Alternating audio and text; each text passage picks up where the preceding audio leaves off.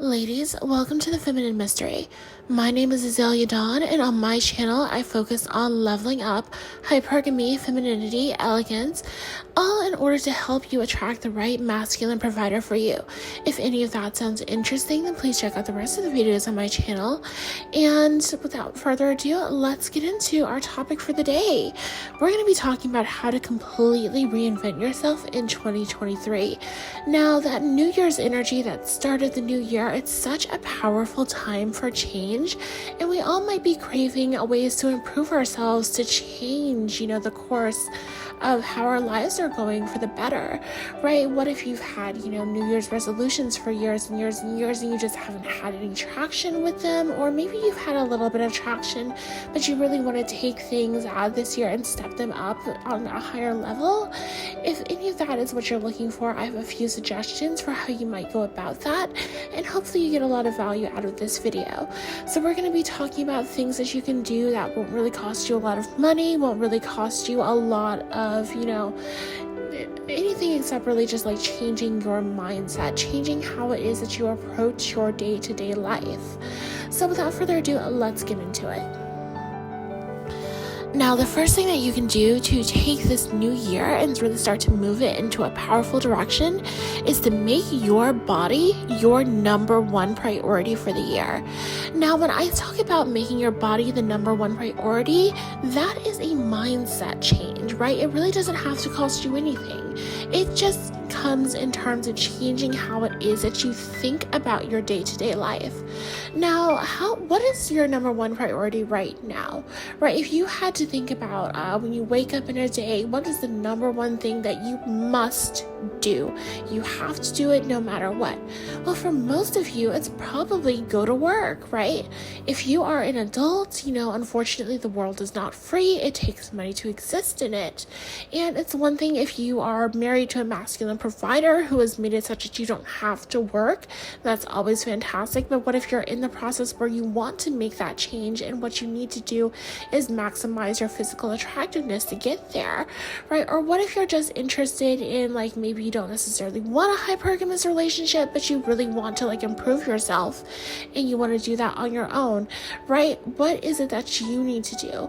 Well, if you are somebody who you have to wake up and you go to work every day and that's your number one, your must do, no matter what else happens in the day, you have to go to work to make money.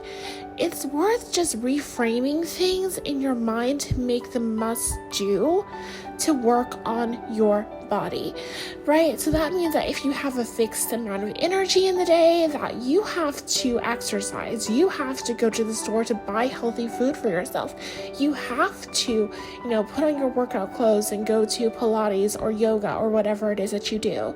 You have to spend time working on your body instead of going to work. And this is a very powerful concept. First and foremost, regardless of where it is that you stand on the hypergamy thing, it's very important to remember in the course of a career to always be working harder on yourself than you do on your job. Because at the end of the day, that job, that is somebody else's business, that is somebody else's life. Whatever happens with that in 50 years, that business could be gone, but there is only one you, right? You can always get another job, you can always work for another business, but there is no replacing the only body that you have. So that body that you are occupying in your physical health, your physical wellness should be your number one priority. Now, how to make this shift actually happen if you need to work a job in order to have money, right? Well, if you are somebody who you're currently working, there's really three ways that you can go about this. Number one, I would say that if you have a relationship with your employer such that you really trust them, maybe you work in a small business or you work for, a mom and pop shop or in a family business, you can just communicate with your employer directly and say hey, this year I'm really going to be prioritizing my body and my physical health. I'd really like your support in that. You can phrase it however you need to phrase it so that the message is delivered. And hopefully, a lot of people are going to be very understanding about that, especially if they have a loving relationship with you where they really want good things for you, right? They're totally going to understand. So that means, like, even if you are now like late to work because you were out, exercising for an hour, that just is what it is. If you have to come in the afternoon because you needed to sleep in because you had a very intense exercise class that past evening, that now is what it is. It is now your number one focus to be working on your body, not at your job. Your job is now coming number two. Now, I would say that there's option number two here. If you maybe don't have that kind of relationship with your employer, but that would be okay. You would have to maybe, like, let's say you work in like a Fortune 500 company or like a big corporation or something, and the people in your office definitely aren't your friends. Okay, yeah, you can definitely keep this a little bit more private. Just keep it to yourself. But I would say that the number one thing for you is to be prepared to get another job if you need to, right? Businesses do not want to fire their employees. And if you've had, like several years of positive work history, it's going to be like a while before something happens to you. So don't be afraid to really just like shift your priorities, but you do want to go in and be thinking about this from a smart perspective, right? You want to make sure that your resume is updated. You want to make sure that you're looking at the job market and understanding where you might want to apply if you were to no longer be working where you're working, right? All of that, right? You want to make sure that you're in a position where you have a certain amount of savings set aside, a 6-month emergency fund, so that if something does happen to you, you have some runway where you can, take your time, get another job, etc., etc. It probably won't come to that, but like if push comes to shove, at least you have the peace of mind that if something were to happen to you as a result of shifting your focus from this job to yourself, that you're prepared to just get another job. Now, option number 3 here is to just take some time off of work altogether. Now, this is something that a lot of people can't afford to do, but if you are somebody who maybe you have like a 6-month or 8-month, fund where you have money put away and you can live for a little bit, maybe you can consider taking a sabbatical from your job. Maybe you can consider, just taking, a few months off to just completely focus on yourself and your body and just do what you need to do to get yourself on a positive track. And if that means that you are going to the grocery store every few days to get, fresh vegetables stocked up in your house, or if you are going to exercise programs, or if you're taking, workout classes, or if you are, in consultations with dietitians and nutritionists, whatever it is that you need to do, that has to become your number one focus in this year from this point on. Now, ladies, the second thing that you can do to really take your life on a different path that is so powerful is to just spend time alone with your thoughts, making plans.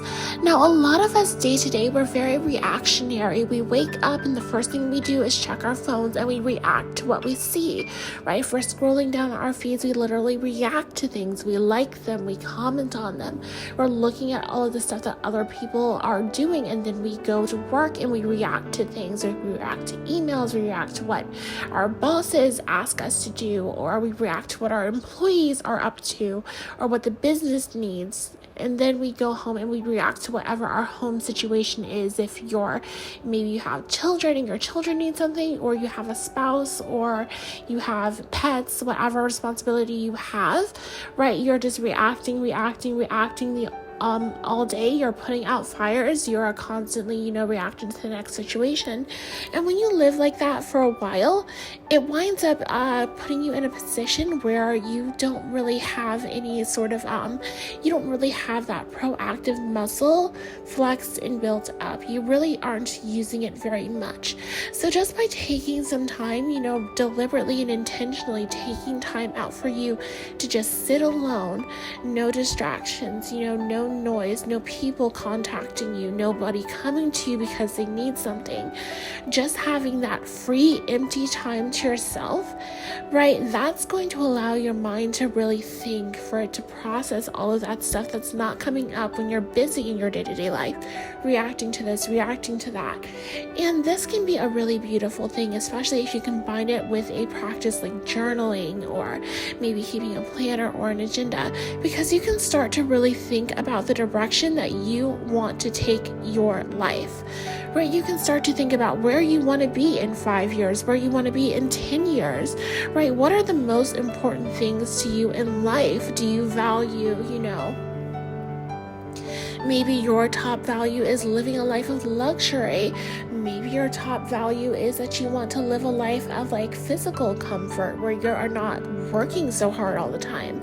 Maybe your value is that you really care about family, and you want to have a big family. You want to have many kids, right? You want to get started building a family earlier than a lot of women do, so that you can have multiple children, right? Whatever your values are, you can start to really identify those just in silence by spending time with yourself. And as you identify what your top values are, what's most important to you in life, you also want to think about where those values sit relative to each other, right? If you had to sacrifice, maybe like achieving something in your career in order to, build a family, or if you had to, maybe sacrifice, having a family so that you could, pursue a relationship with a masculine provider who could take you out of the workforce, maybe he is willing to provide for you, but he doesn't want any more children, right? Where do you sit in terms of your values? What's most important to you? If you could have one thing but not the other, which one would you rather have? And really start to rank things in order of your priorities, in order of what matters most to you. Because when you do that and you're very intentional about that, you can start to make plans to make sure that you move towards those goals over the next 3 years, 5 years, 10 years, right? As opposed to many other people who just kind of like react to this, react to that, and their lives just kind of end up wherever they end up. They're kind of like a pinball, kind of like in one of those little pinball machines, they just kind of, go wherever they go, and they land where they land. You don't want to do that. You want to be somebody who is the master of her own destiny, somebody who is steering the ship in her life, and who is being deliberate about the destination that you want to arrive at. And the way to really get that done is through silence and contemplation. The next thing you can do is radically rethink your wardrobe. Now, when it comes to rethinking your wardrobe, it's all about, using what it is that you already have in your closet. Now, if you look in your closet, you might go in there and it might be a cluttered mess. You might have a ton of different stuff. And the first thing that you can do is just take everything out of your closet and take inventory of what you have. What do you wear? What clothing do you already own? And start to get creative. What are the most elegant outfits that you can come up with, right? Just using what it is that you already have. Can you maybe make some monochrome outfits? Can you pair, maybe if you're wearing a lot of jeans, do you have any, nice knitted sweaters that you can pair with those?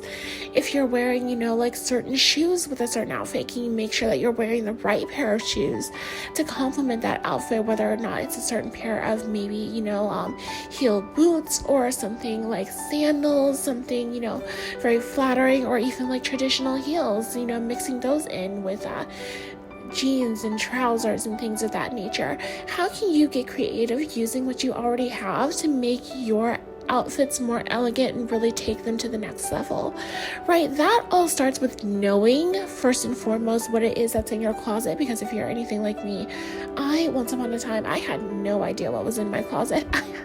I would take things out and generally be surprised that I had even bought that, right? I would take things out and see that I still had the tag on it, I was not very organized with my closet. And just taking things out, organizing it, and getting to know what it is that I already had really helped me in the early stages of my level up in order to start looking my best and showing up my best every day.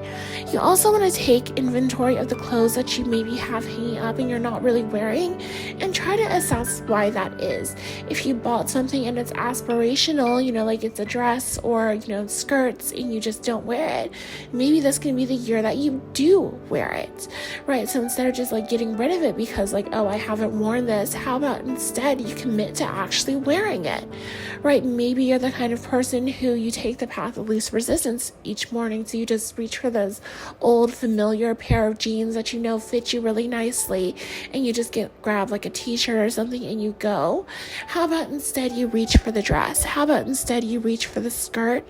How about instead you reach for the blouse, right? How about you make the effort to use the pieces that you already have that are more elegant, that are more feminine, and you start showing up like that in your day-to-day life. You also want to start to take inventory of just the random stuff that you have, like fashion jewelry, shoes, what colors you already own, so that you can start to be more intentional when you are out and about shopping in the future. Now, instead of, wondering if you have, let's say a pair of shoes to go with a certain bag, or, maybe earrings that are going to match your outfit really nicely, you'll start to know where the gaps are in your wardrobe, so that you're not just blind buying. You're not just walking into a store immediately overwhelmed and just grabbing whatever is cute. You can start to go into stores and shop strategically to fill in gaps in your wardrobe. Right, and you also want to start to take inventory of how it is that you are storing your items so that they have longevity. Do you have a system where you are storing everything maybe by color or by type? How do you make sure that it's easy for you to get dressed every day? Do you have a storage system maybe for your undergarments? Are you folding your knits and storing them nicely? What can you do to make sure that you're keeping your clothes nicely so that they're accessible to you, so that they're easy for you to wear every day, but so that they're also lasting through time, so that they're being well taken care of? That's how you can start to radically rethink your wardrobe without going out and spending any additional money. Now, finally, ladies, this one is completely free 99. You want to use the silence, use this quiet time with yourself to rehab your reputation. Now, I have talked at length on my channel about the importance of reputation when it comes to dating affluent men. Nobody who has something good going for themselves in their life wants to attach themselves to somebody who has a bad reputation. So what you can really do to get this all in order right now is start to really use the silence, right? Use the fact that maybe you're not going out as much as you would in spring and summer when it's warmer outside. Maybe you don't have as many social activities planned now that the holidays are over. Maybe you've, recently spent some time with, family and friends that you haven't seen in a while. And you really want to start to think intentionally about what it is that these people are likely to say about you to someone else when you are not there. Do you have anyone in your life who would say things that are nasty or negative about you? And what are those things that they might be saying? Are they valid? Are they true? Are they based in truth? Or is this person just, kind of a hater? Is there something that you can address, right? Is there something that you can kind of get out ahead of? Maybe there is some, major social faux pas that you have done several years back, and you can get out ahead of that by really addressing that head on in your relationships to other people and changing the narrative, right? How is it that you can start to improve your reputation among other people and make sure that as you're meeting new people in the future that you're establishing a positive reputation with these new people by addressing the concerns that other people may have had with you in the past? Reputation is so important, so you really don't want to underestimate this. I would highly recommend using tools like journaling and, lots of writing. I would recommend, asking people candidly that if they were going to talk about you and if they were going to be critical of you, maybe, what would they say, and seeing what you can do to really talk yourself up positive and give other people around you positive things to say about you.